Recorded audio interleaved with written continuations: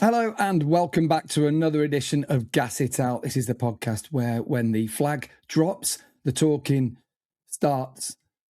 Yeah, something like that. We talk about motorcycle racing here. My name is Gavin Emmett, and hopefully there won't be any fisticuffs between my two co-presenters here, Neil Hodgson and Sylvain Gintoli, World Superbike champions and MotoGP talking heads. How are you, chaps? I'm good. A little bit tired. We had a bit of a trip back, didn't we? Well, we all had a strange trip back. Gav, you had a really early start. I had a very late flight. And Sylvain, yet again, just timed it all perfect. So, yeah, apart from that, I'm good. Sylvain, you always get it right. You always get it right. Well, yeah. I mean, that one was actually, it worked out quite nice as well. So, yeah, fortunately, the flight was on time. Still got home late, though. It was about 1:30 in the morning, something like that. So, yeah, still buzzing, with adrenaline from the day and what we've seen with the racing and so on. So it was good. I can't sleep anyway the night after the races. I just can't. There's too much adrenaline. Fun. Any Gav. Such you know a what? fun. Like a kid on Christmas Eve or something like that. When I race, or when I used to race, like especially the sprints and the like World Superbikes and that, I don't know about you, Neil, but I used to not sleep at all the night of the race. Like after the race, I used to be like sort of on edge, and I still feel a little bit like that with the TV stuff, because it's still adrenaline and loads of live and that. It's not as much, but yeah, still feel a bit like that. So I don't mind a night flight and just coming home a bit late. So cute, isn't it? That is so cute. It's someone's still like that. Hey, there will have been people sleeping well over the weekend. There will have been people having nightmares after what happened. Bruno gave us a lot to talk about. The Czech Grand Prix was full of drama, full of action on track, but also off it as well. Of course, Marc Marquez winning on Sunday, Pecco Bagnaia winning on Saturday, Ogura fantastic all through the weekend. But there's really, chaps, only one place we can start in Bruno. And that, of course, was the Marco Bezzecchi story, because Bez, of course, as you will know if you listen to this podcast, but he was suspended from the Czech Grand Prix. The stewards considered, and he did, the video evidence considered, that he struck a marshal who were one of the marshals who was particularly trying to recover his bike after the crash. Yes, there was adrenaline. Yes, his bike was being revved accidentally, I will add in that. But totally unacceptable, of course. We all know, everyone knows, in motorsport, in motorcycle racing, marshals are there to protect the riders, putting themselves in danger as they do it. It was completely out of the line, wasn't it, Neil? Yeah, unbelievable. Never seen anything like it. Well, I have actually. Was it 96? Alan Carter at the British Grand Prix crashed. Yeah. Whilst during a wet race, he tried to pick his bike up. One of the marshals, actually, I don't think it was one of the marshals, but one of the marshals was late. Wasn't it? Yeah, an official ran over to Alan Carter's bike, and there was obviously something hanging off his bike.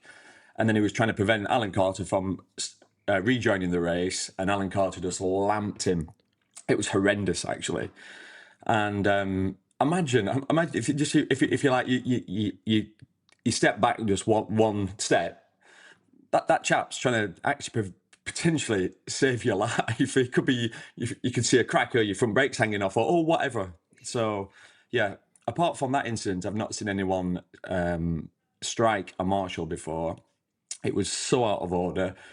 I was going to say someone like Bez, but someone like any rider, because it's not. We just don't say this, do we? It's not like, oh yeah, well, I'd expect it from this rider or that rider. I wouldn't expect it from any rider. And the poor marshal picking up his bike. He revved his bike. Do you know what it's like when you're trying to pick a bike up when it's on its side, it's in the gravel, it was still running, you could hear the engine going, bup, bup, bup, bup. It was in gear. So the poor marshal's grabbed the clutch, and as he's trying to pick it up, he's probably done this with the throttle. He's turned it, what? 10, 20%. Yeah, quarter, nothing. He's turning nothing. Yeah. He's turning nothing, but off a MotoGP bike, you breathe on the throttle and it'll go, they just do, don't they? So he didn't hold it on the limiter. He wasn't being, he was trying to help. Imagine that. He's grabbed the clutch because he's trying to help. He's trying to keep the bike running so he can rejoin. He did everything right. And Bez just saw red. And I think that was more an internal issue.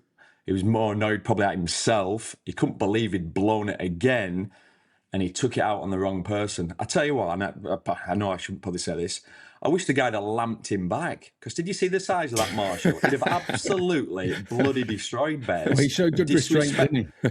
Yeah, it did. And there was your professional. There's your professional. The gentleman that's turned up to the event, not being paid, trying to help. There's your role model. There you go. There's your bloody role model. So yeah, it was appalling. Thankfully, the penalty was harsh enough where it really affected him. What I didn't want was a financial penalty. Imagine if they'd have fined him 10 grand. It's nothing. They could have fined him 50 grand. It's nothing. They could have fined him 100 grand. It was still nothing to a MotoGP rider who's earning millions, who can potentially, if you win the World Championship, your win bonuses are huge. So, yeah, they got him where it hurts. And Bez will learn from this. There's one thing, he won't do this again, will he? You hope not. I mean, I think it's fair to say most people in the paddock do like Bez, don't we? He's a nice character. It feels out of character as well. And I'm sure you two as racers, and I've heard people say it over the weekend, you understand the emotion of the moment. You crash at 80 miles an hour and bounce through some gravel. You've also, maybe thrown your title lead. You're throwing that down the road at the same time. Your life's dream, your life's work right there. You can hear it revving. But all that context aside, Sylvain, it's not an excuse, is it? That is exactly when a rider has to stay the most professional ever. Yeah. And yeah, I mean, they're not even circumstances. I mean, yes, you have adrenaline, but for me, this you look at that and you just think this was all about the frustration. This was all about another crash, another bad sprint for Bez, and also the sort of pressure cooker that's going on at the moment at Aprilia. They've obviously got that massive incident in Balaton Park when Jorge Martin wiped them all off at the start, made that mistake and took the 3 Aprilias out. There's the internal battle, with Bezzecchi and Martin that's going on. But on top of that, they've got the big cat. He's back in the room, and he's coming back fast, and that's been adding as well. So we got all that pressure cooker thing going on, and the circumstances, like you said, Gav, but. Unacceptable. You cannot accept to do that. Marshals, they come here, they add the track because they love it, because they want to help. They do it for free. They are there for your safety. They're there to remove the bikes from the gravel and yourself as quick as possible. If some people command respect at a track, it's the marshals. So you cannot do that to anybody. You can't do that to a marshal. So yeah, I agree with Neil. I think the penalty was correct. It's a penalty that matters. Money wouldn't matter for something like that. And also it sets a good precedent. You cannot mess with things like that. You cannot do things like that. We don't want to see this on TV. We're live on TV. We've got people, and kids watching us. He's your championship leader. Kids and people watching us.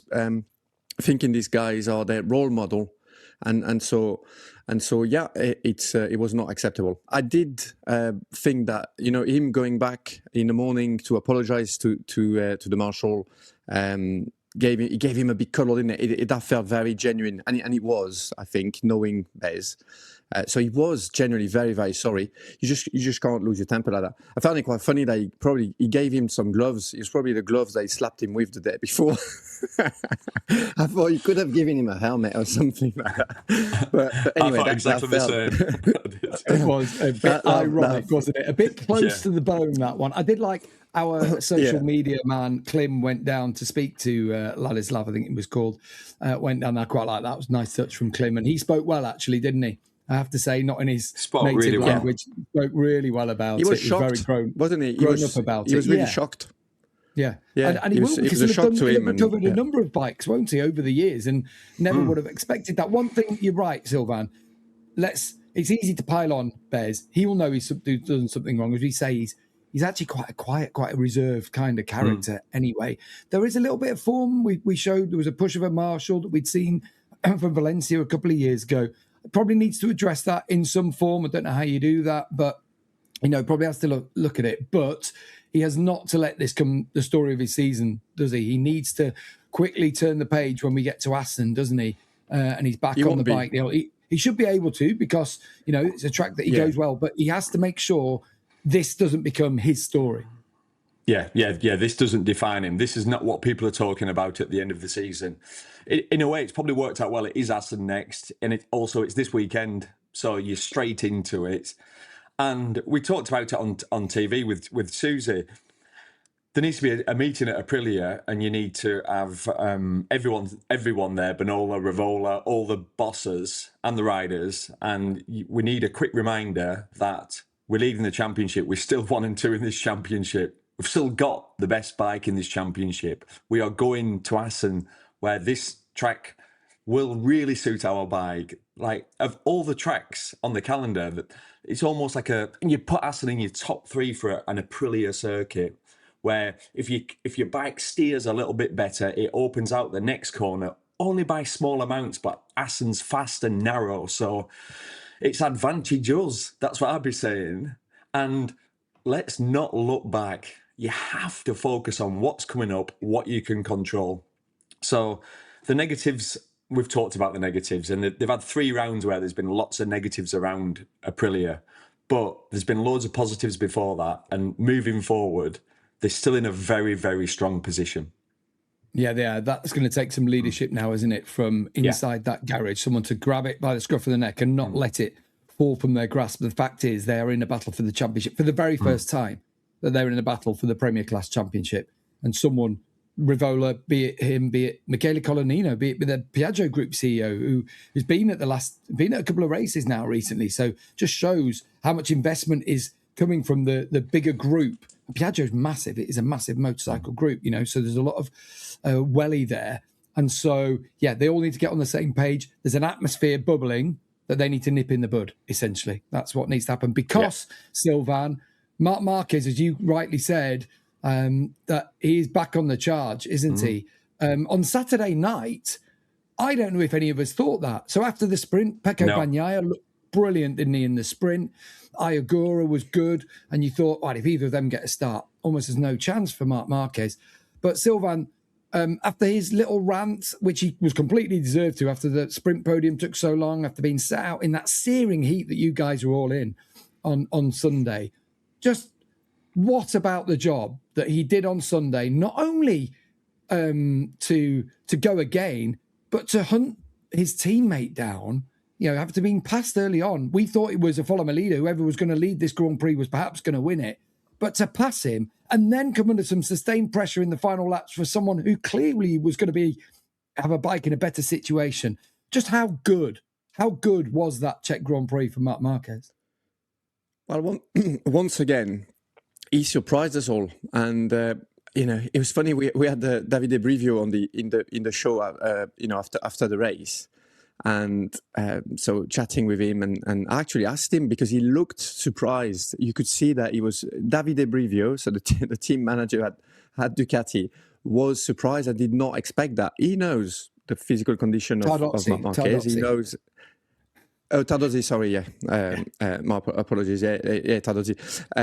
He knows exactly, in which condition Marc is. He knows what's going on. The doctors have told him he's not going to be 100% fit until September.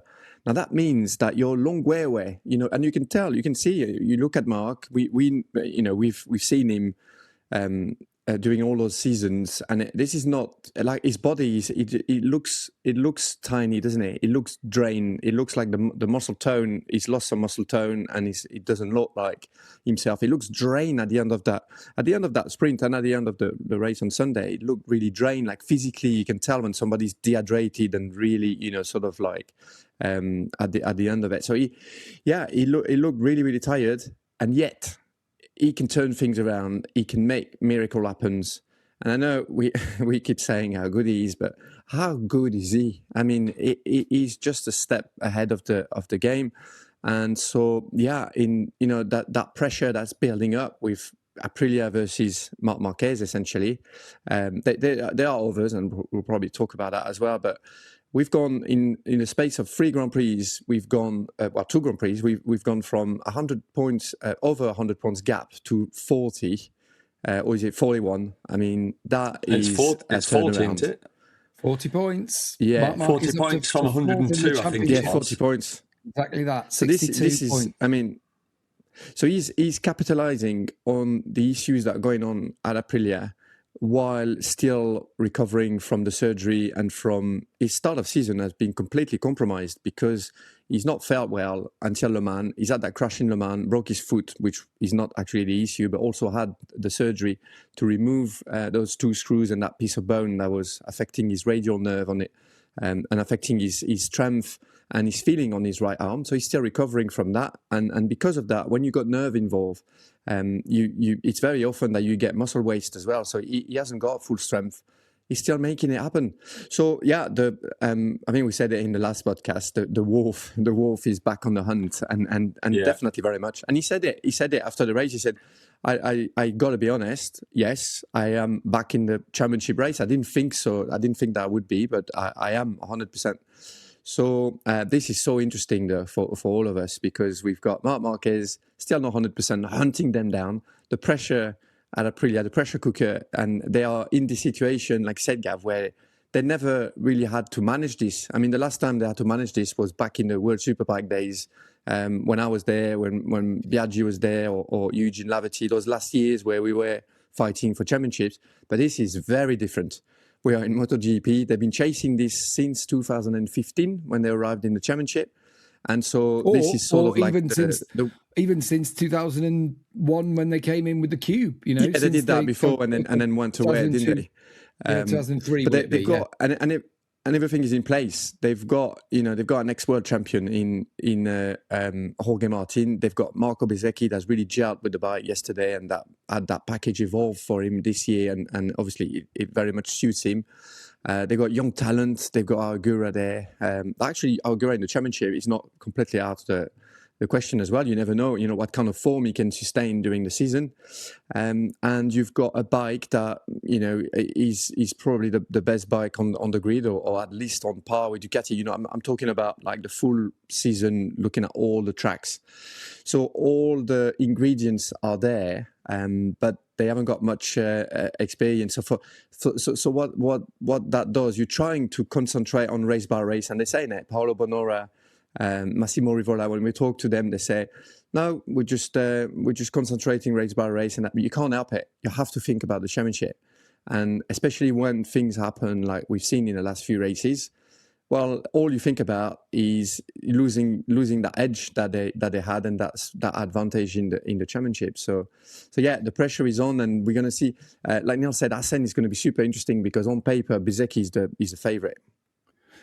Neil, I'm going to give you a chance to speak about Marc as well, because it was just there's so much at play, so much that he had to work his way through in that. Not only did he have to be clever in terms of how he positioned himself. He got close and he saw that maybe the tyre pressure was, so he rolled back, dropped back. He had to manage his body over the weekend. He had to manage the tyre, make sure that it had to last to the end of the race.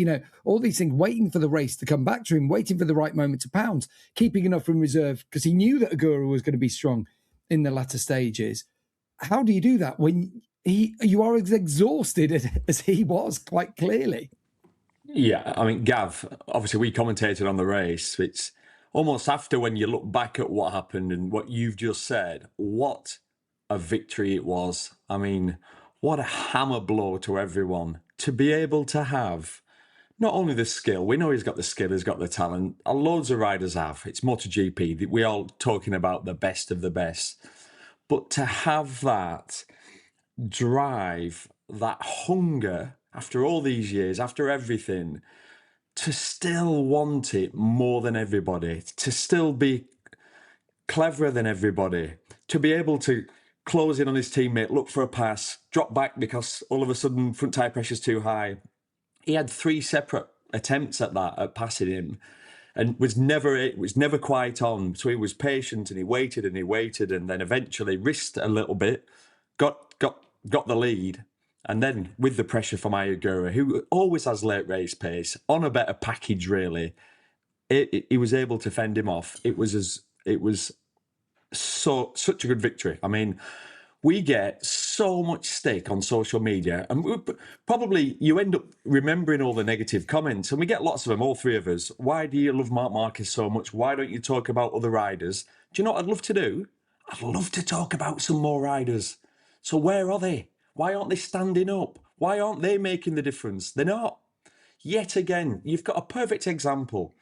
So Marc follows his teammate on the same bike, same tyres, throughout the race. And guess what Marquez's front tyre pressure must have felt like? Horrendous. It's the tyre pressure's gone up, the contact patch goes smaller, it goes greasier, you've no feeling. It's so easy to drop back and go, do you know what, today I'll take a second, I'll take a third. But he didn't. And what happened, as soon as he passed his teammate, what were Pecco's comments straight after? Oh, well, there was nothing I could do. So that sounded like an excuse. That is an excuse. That's what Marc Marquez felt for 17 laps whilst he was behind his teammate. But as soon as Marc passes him, all of a sudden he can't ride. And I'm not criticising Bagnaia. No one can ride that close to somebody else in MotoGP. That's why we're in this weird phase where we have some boring races. When the track temperature's over 50 degrees, it's hard to pass, because if you get close, your front tyre pressure goes up and you feel like you're on the limit, because you are on the limit. But the freak that is Marc Marquez, the talent that is Marc Marquez, the want, the hunger, he's something else. And I'm going to leave myself wide open. Come and attack me for praising the best motorcycle racer I've ever seen. What a machine he is. What a ride. It gets worse for everyone else. Marc Marquez has been confirmed with the Ducati Lenovo team for 27 and 28. So 2 more years in factory red. We got the email just before we started recording. I just clicked it up. I thought you'd enjoy seeing that. Yeah, he has been confirmed that he will stay. We knew it was coming anyway, but there it is. If you're watching the YouTube version, you'll be able to see it. If you're listening to us, we are also available on YouTube, where you can get in touch with us. As always, you can get in touch with us. They can see on Instagram and YouTube at Gas It Out Pod on there. Let us know your thoughts on Bez. Let us know your thoughts on Marc Marquez. When we come back from the break, we're going to talk about Ogura, we're going to talk about Pecco Bagnaia, we're going to talk about tyres, about getting them up to temperature, about how they feel as the race goes on, about being quick in those early laps. And discuss everything else that went on when we're in the Czech Republic.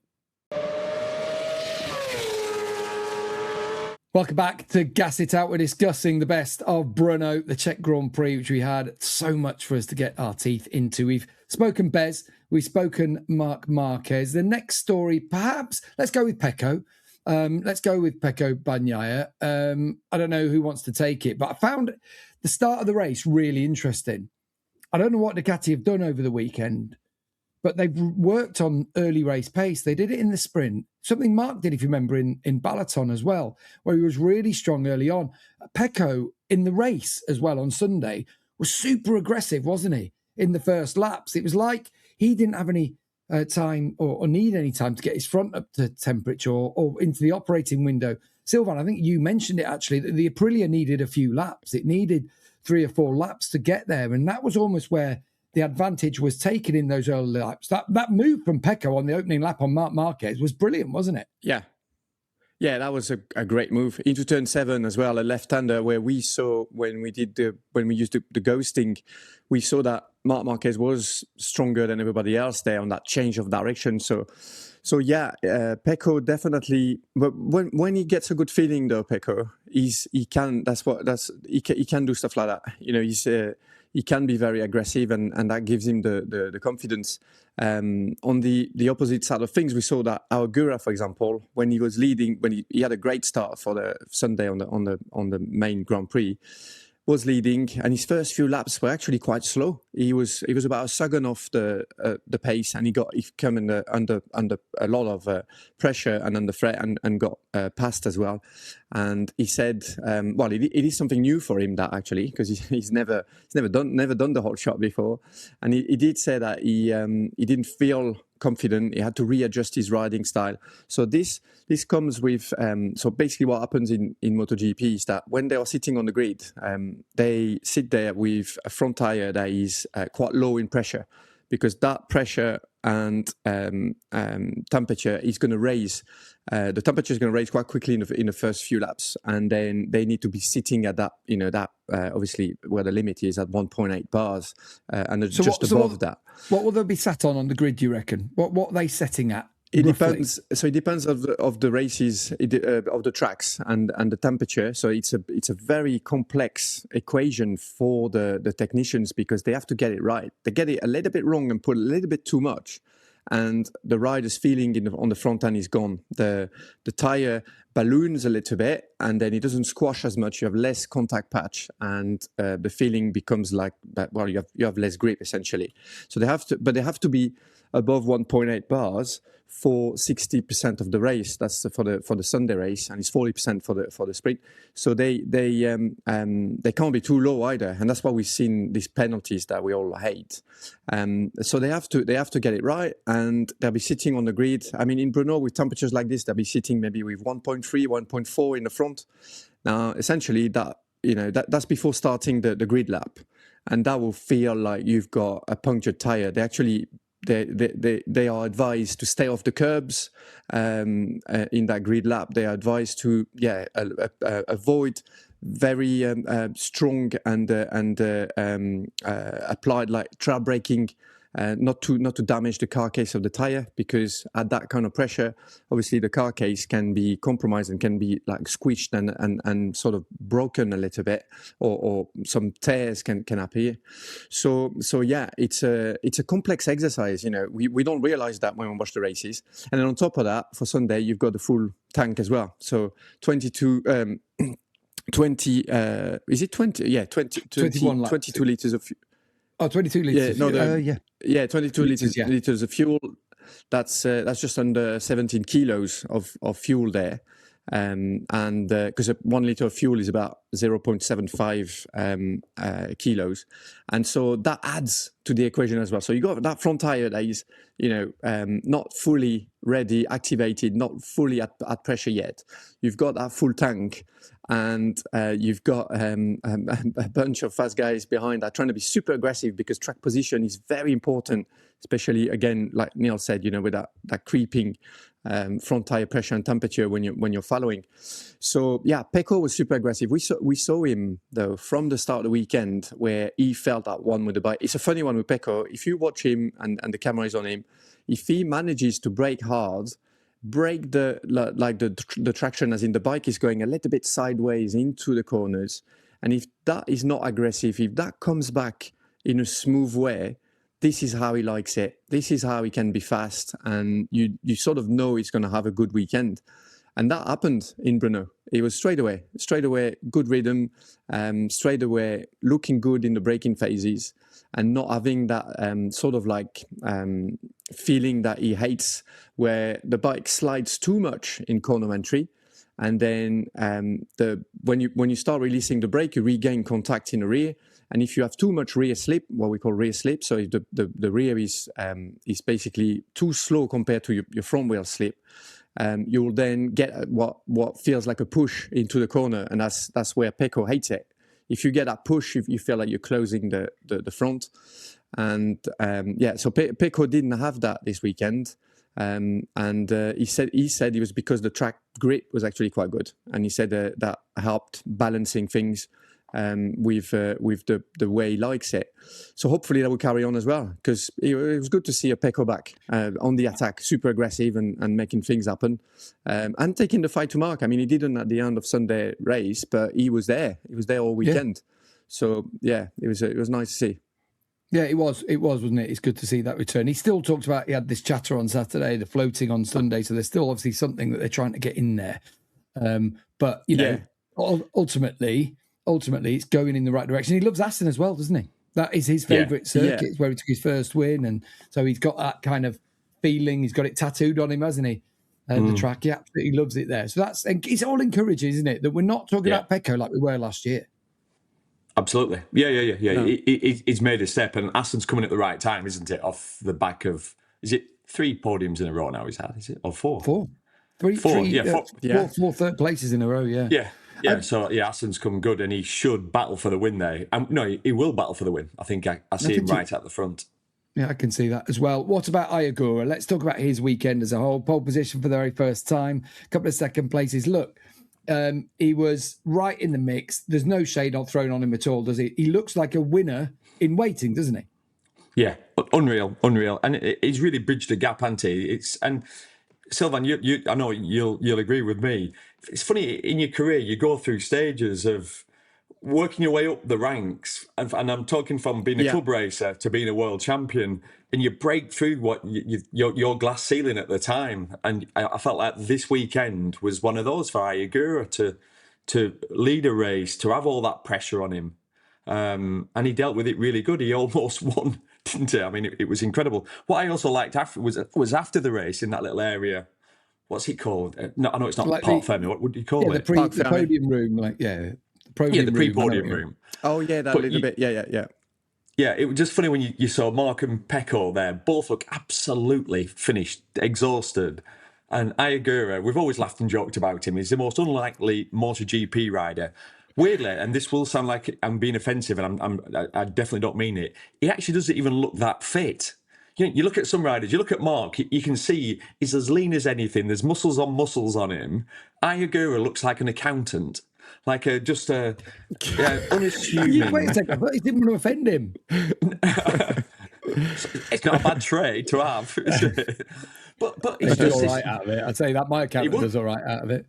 He'd be a good accountant with I as well. You just know it. But then you see him after the race. So that's you've had the 40-minute race, the most physical part of the weekend, and they're there in the pre-podium room.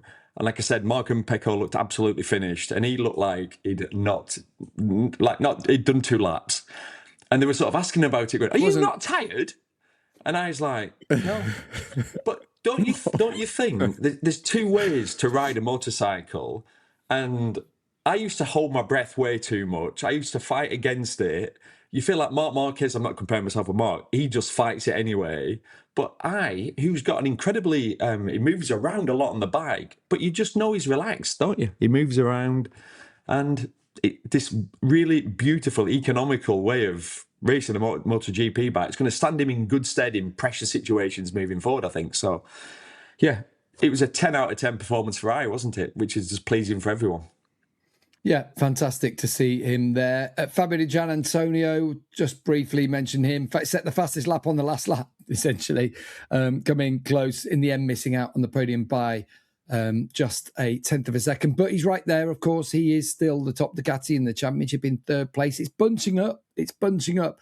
Behind. The thing I think with Digi is Marc's just a higher ceiling, hasn't he? And he's going to make up points quicker, is what you think, is my take on it. You feel like Digi's chance, Gav, and I don't mean to disrespectful for Fabio, but he has to rely on consistency, which he's done incredible.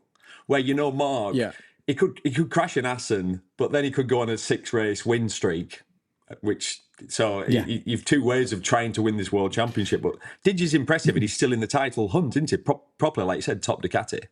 Yeah, and there were races last year where we had top 5 that was Ducati. That's what we've had, haven't we, over recent years? That's not happening anymore, is it? Although this weekend that we've just had 3 Ducatis inside the top 4 then, which I think's interesting. We've got 2 bikes that they're as good. They're almost as good, aren't they? We think the Aprilia looks like it's a bit more of a complete package. More riders seem to be able to be making it work. But it's fascinating. And just a quick one to go back to the Aprilia thing and the Jorge Martin, his weekend of where we are. Let's not forget they are leading 20 points, not 20 points anymore between them in the championship. Obviously, it came down to 15.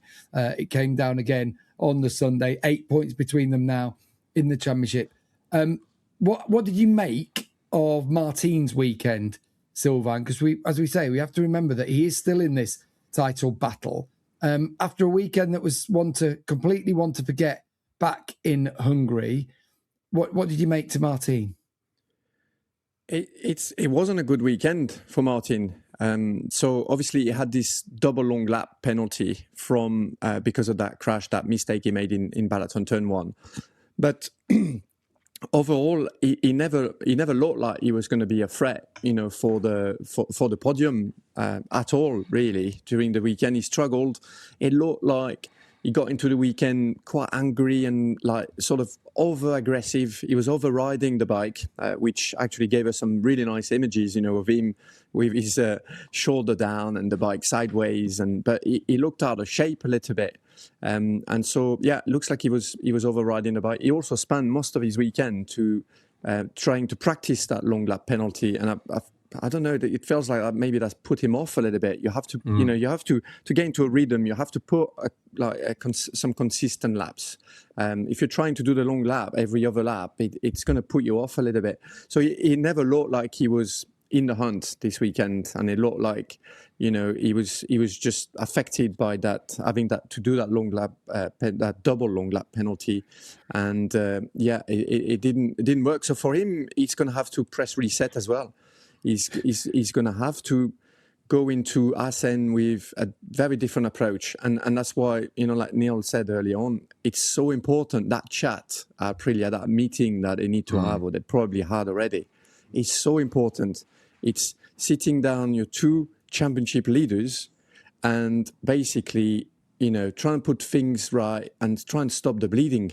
They need to regroup, reset, and they can do that, because they've got the bike underneath them. The team is super good at making the right progress during the weekend as well. And they've got opportunity in Assen where, if you're going to Sachsenring now, it'll be that, let's say that meeting will be more complicated.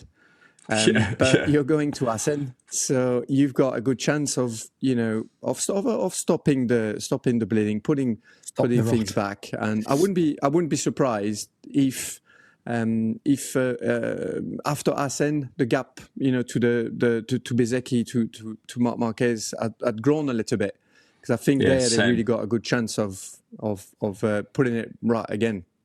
We said that before Bruno, though, didn't we? We said that. No, Bruno. Yes, it's true. And the fact is, we've already said in this, so Bez needs to come back strong in Assen, and then Martin needs to come back strong in Assen. Ogura is a previous winner in Assen in Moto2 and should be on the bike that worked in Assen. Pecco loves Assen, doesn't he? Really gets on well with Assen. Marc Marquez is going to try and prove a point. Mark did the double there last year. Did the double there last year, fighting off Bezzecchi on the Aprilia. Even though he was struggling. The Dutch TT looks like it's going to be a cracker. And the weather is not Assen as well. So it looks like there's going to be things to watch. Did you see that, Gav? It's going to be 37 degrees on Friday in Assen. That's going to be a record for them, because it's normally about 12. And windy.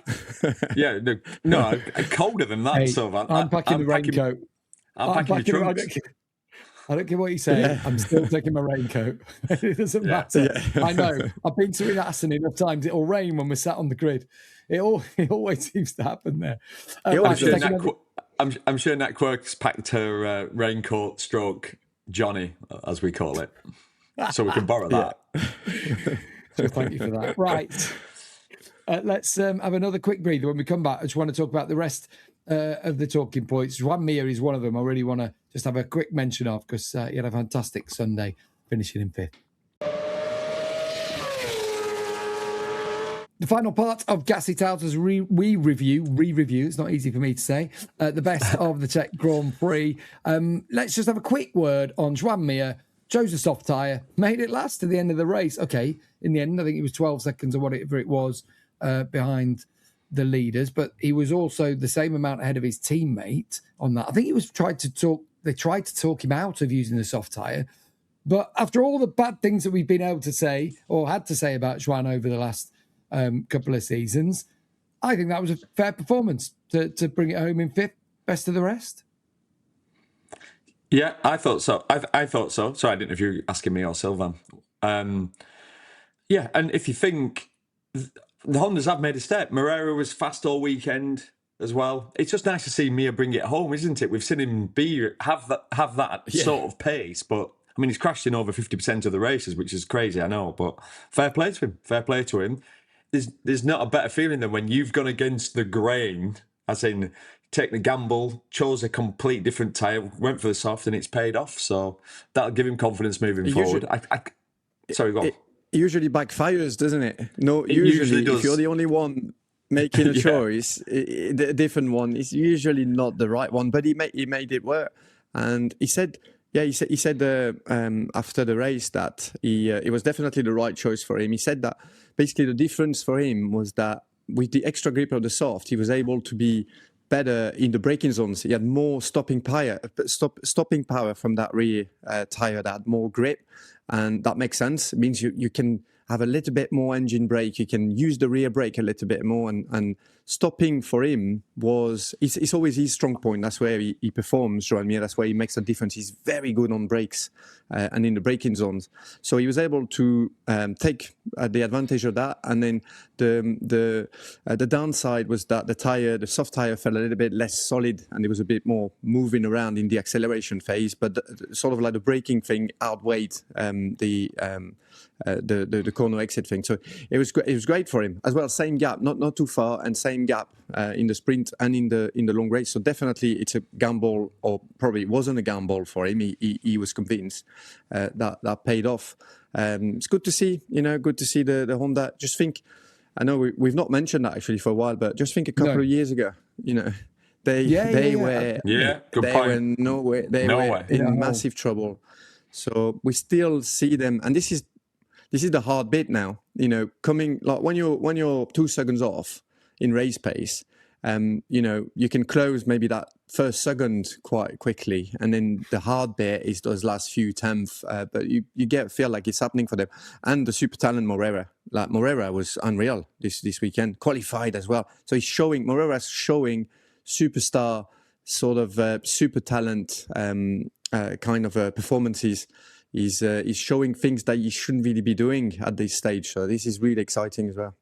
Yeah, it's encouraging, isn't it? And I just sort of think, where we mentioned in the Honda, what about KTM, Neil? I mean, Pedro Acosta's, his crash on Saturday was because there was a problem with the ride-out device he was trying to sort out on the fly.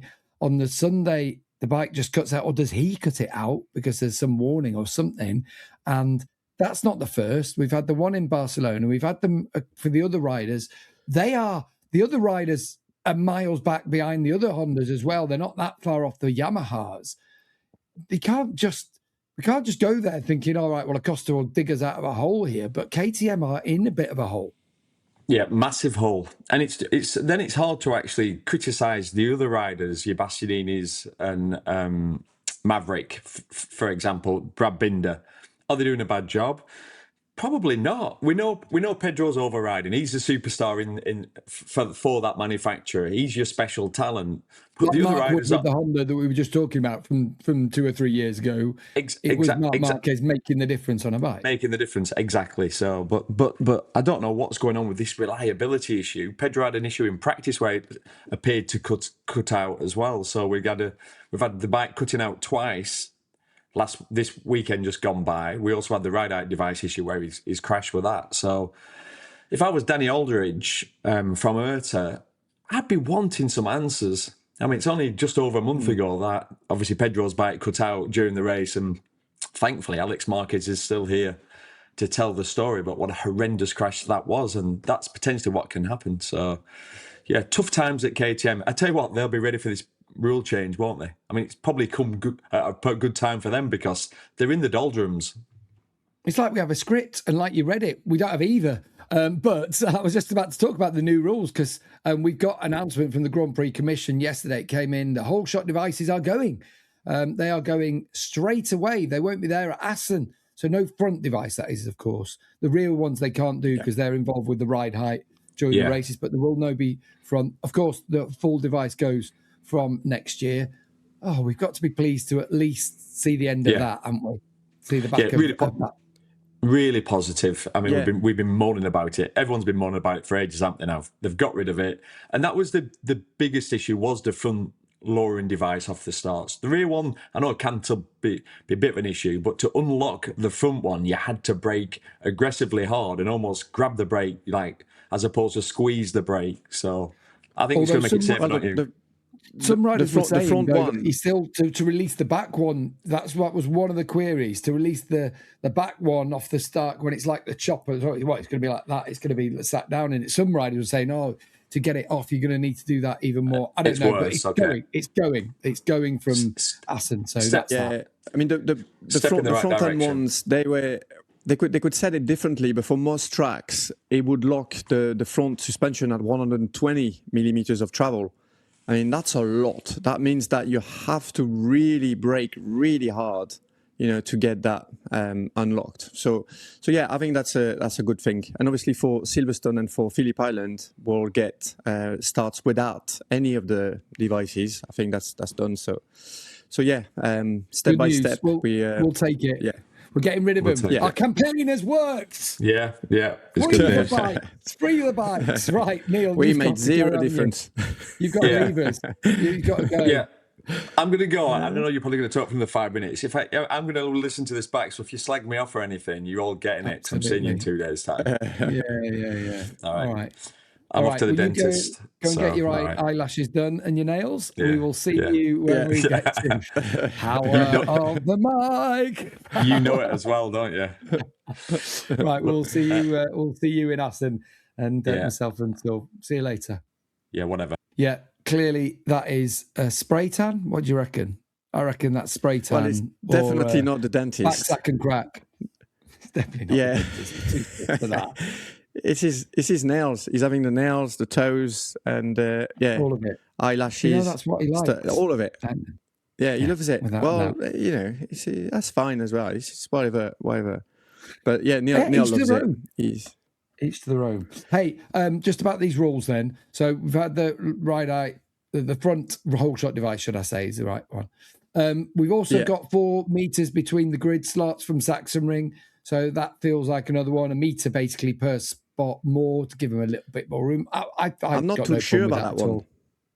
I'm not too sure about that one. I don't know. From Sachsenring, I don't know that will what. Yeah, I don't know what's going to, because there's about this that I've got some reservation, because if you create more gap, you're going to create if you're going to go to break a bit later and try and sort of get into, because what you as a rider, what you do when you take the start, you say, let's say you have a normal start, you try and close the gap to the guys in front to try and sort of sneak in the inside or not get attacked as well, and so if you increase that gap, you're going to make the riders sort of take a little bit more risk to close that gap. And also, if you increase the distance from the first to the last, you're, as in like in meters, you're creating more difference in speed. So the guys that are far down the grid, they are getting to turn to the first turn with from a long way back, basically. That's what I'm saying. So I'm not too sure of what this is going to bring, but yeah. The front, it was interesting. To hear Marc Marquez, I just want to say it was interesting to hear Marc Marquez, wasn't it? About he felt there were too many practice starts, which is what Neil had been saying since day dot when they started having the Friday ones. And Marc was like, "Well, it's clear we've got all these practice starts. Everyone's dialed in, and it's right. It is right." Neil actually said it on the Saturday in Hungary. Watch Jorge Martin tomorrow. He actually said, "Watch him because he'll try and make up positions." And that's what Marc's saying. He's like, "Well, we've done 4 starts. By the time that we get." On Sunday, it's our 4th start of the weekend. So yeah, of course, these things. Yeah, you take away a bit the improvisation, like the guys, because they do so many practice starts. They sort of like they then have a break-in marker for the start, and everybody's really on point with that. And obviously, the closer you get to the limit like that, you improvise less. If you've not done a start, you get to turn 1, you're watching a bit the guys near you, you're trying to brake maybe at the same time or a little bit later, you release the brake a little bit and you sort of like then find your space. But yeah, how good was it though? It made Neil so happy when Marc actually said that. It made him really happy, didn't it? Just from the very start, he hated it. Neil's always hated it. And that made Neil's weekend. So that was quite funny. And then the final rule that they announced was maximum 6 riders per manufacturer from 2028, which is obviously how it is currently. But we did have a time when we had the 8 Ducatis. I like that. I've got no problem with that whatsoever. I like it as well. Well, it stops as well with the new rules. We don't really know which bike is going to be. It could be that there's a manufacturer that is much better than the others. It could be that one of the manufacturers get it straight away, and that would mean that if they can sustain that for the first sort of year, maybe all the private teams or some private teams could look into, they would want that bike. And so, yeah, we don't want to see a situation where we've got, 10 Aprilias on the grid and like 50% of the grid. So I think that makes a lot of sense. Yeah. Yeah, I'm all for it. Let's just have a quick word, Sylvain, before we leave on Moto 2 and on Moto 3. In Moto 2, Ivan Ortola came through in the end. I mean, he judged it to perfection, didn't he? I mean, he didn't lead any lap apart from the last lap, and he was in front a couple of times. He got side by side in that, but really judged it well, didn't he? First podium of the year, though, behind him for David Alonso, you have to say. But these two having a really good scrap. And I tell you what, unheralded Ortola, isn't it, ultimately? Unheralded that we see him go and take his win. No one was expecting it, so it was quite pleasing to watch.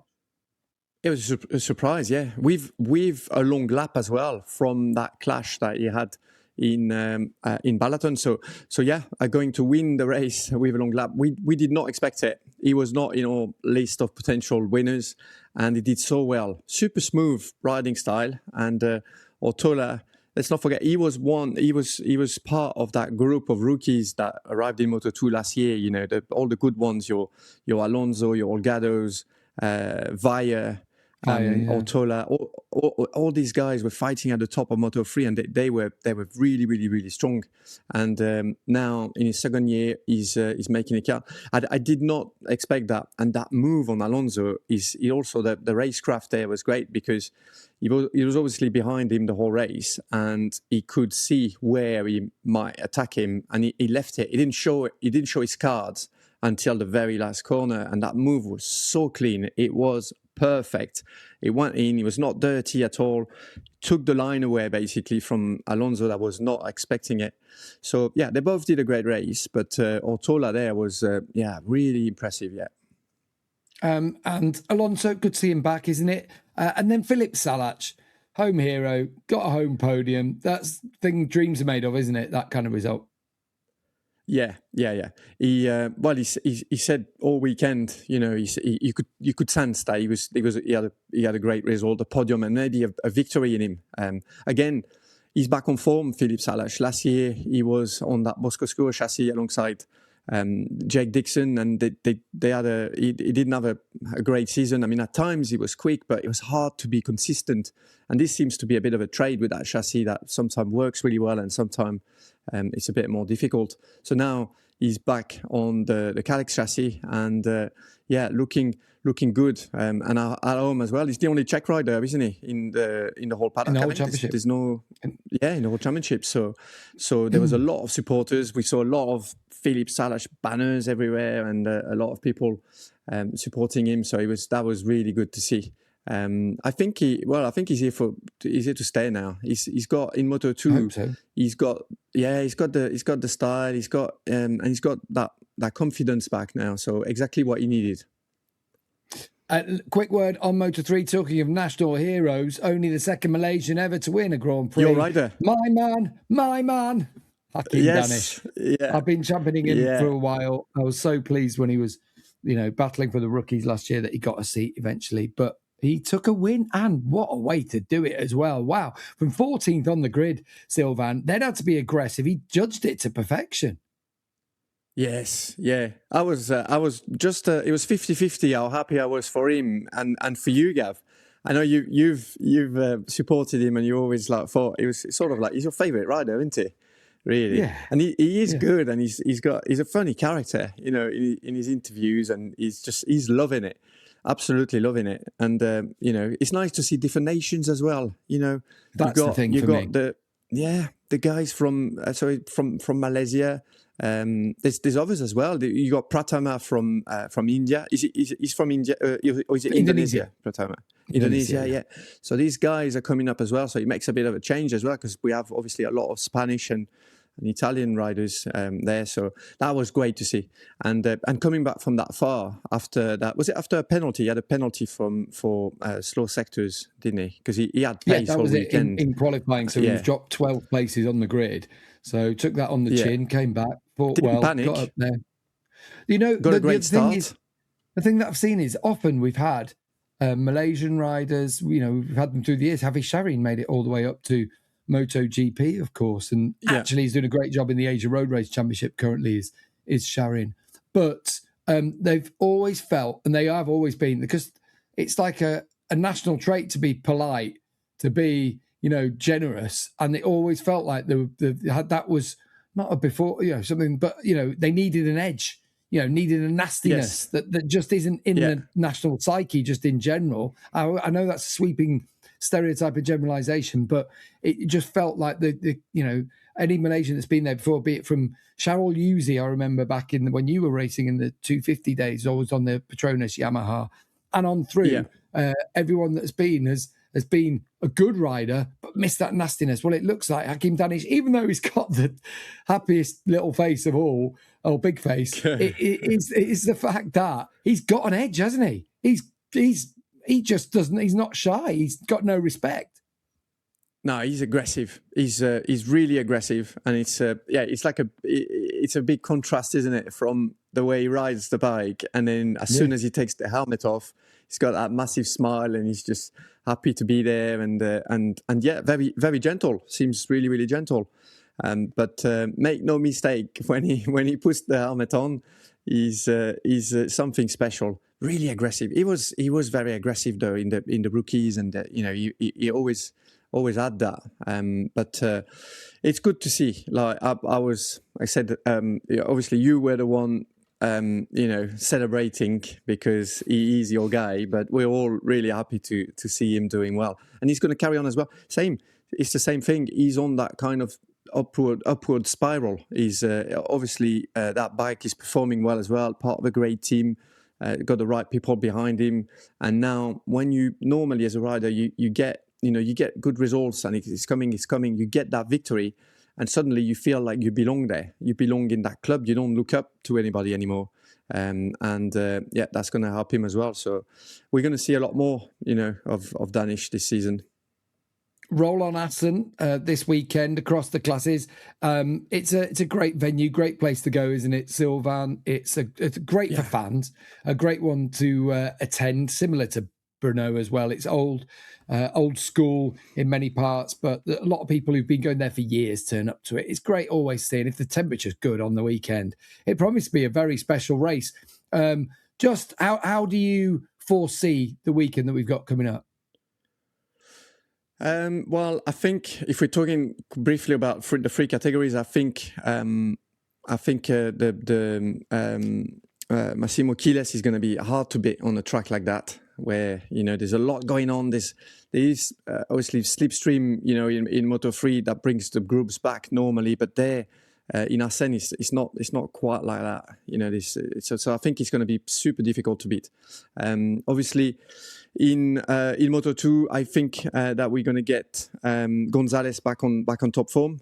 He wasn't in Brno. He sort of he did damage limitation there. But let's not forget what he did before. In Catalonia, Mugello, and in Balaton, he destroyed them all. So I reckon he's going to be back on form. And then in MotoGP, we're going to get that fight. We're going to get Bezzecchi, and the Aprilias should be super strong there. And last year, even though Marc Marquez won both races, he was on a little bit on the back foot. He wasn't the guy with the best pace. Alex Marquez's brother at better pace. Bezzecchi had better pace. He was just able, because he was riding clever, stopping the bike a bit in corner speed and not allowing them to overtake anywhere. But he was not the faster guy. So let's see how Marc goes there. I reckon that he might sort of do a damage limitation weekend. Again, I might regret saying that, because he keeps he keeps defying the odds and sometimes making it happen when we're not expecting him. But I reckon and it's going to be a great opportunity for Aprilia. They need to turn things around. That momentum that Ducati and Marc Marquez has, they need to stop that. And if they can, they need to stop it before Sachsenring, because that is obviously the last race before the summer break. Yeah, so that's where we're heading next. A reminder, actually, I'm just going to put it on this. Look at our caps that myself and Sylvain are sporting. Oh, yes. Still available. Got the Ugly & Co caps on. You go and search for those. These guys, I can't. So you know that popped up. So Al, that owns Ugly & Co., he got in touch, sent me a message basically saying, look, I'd like to do something. He saw that, what I was trying to do at the marathon and, to raise funds for charity for the kids with cancer. And so he was like, I'd like to do something. And he started with, maybe we could do a cap and, I'll see how much it costs to make them. I'll just do them for cost, and anything that's on top of that you can have for the charity. So I was super happy with that. I was like, yeah, I think that's brilliant. He let me design the cap as well. So it's me and the family that designed the cap with the butterflies because that means something like a lot to us, like something special. So we did all that together, and then the caps were. So he said, we'll make 500. And the caps went sold out after less than 24 hours. So Al just rang me and said, look, you know what? Forget about the cost. The full £30 are going to go to charity. I'll absorb that. So he's basically sponsoring that with Ugly & Co. They are, they are helping as well. And I think so far it's over 1,500 caps. I mean, that is huge. So Amazing. This we'll be able to make such a difference. And lots of people at home with a great cap that they love as well. We've had so many messages saying, we love the cap. The quality of the caps are brilliant, aren't they? It's good. It is nice. good, yeah. So a great thing to do. So thank you very much to Al and Toei, his son, for making this happen. And it's nice to see that, and the motorbikes, like the community, everybody is unbelievable. So after all the marathon efforts, we got this going on, and we got other ideas. So we'll try and continue helping the kids and family that need it. So thank you everybody for that. No, it's been fantastic to see it all unfold. And as I say, they're still available. So if you go and look on Ugly, that's Ugly with 2 G's, you'll be able to find them. But as ever, contact us at Gas It Out on Instagram, at Gas It Out Pod, should I say, on Instagram and YouTube with your comments. What did you feel about Bez's penalty? Was it harsh? Was it too lenient? Let us know what you think about Marc Marquez. And he's on the comeback. 40 points the gap between them as we head into one of the all-time greats, the Dutch TT at Assen. We will be back with our third wheel, Neil Hodgson, when we've been in the Netherlands. But for now, that's all that we've got from you. And if in doubt, I think what you should probably do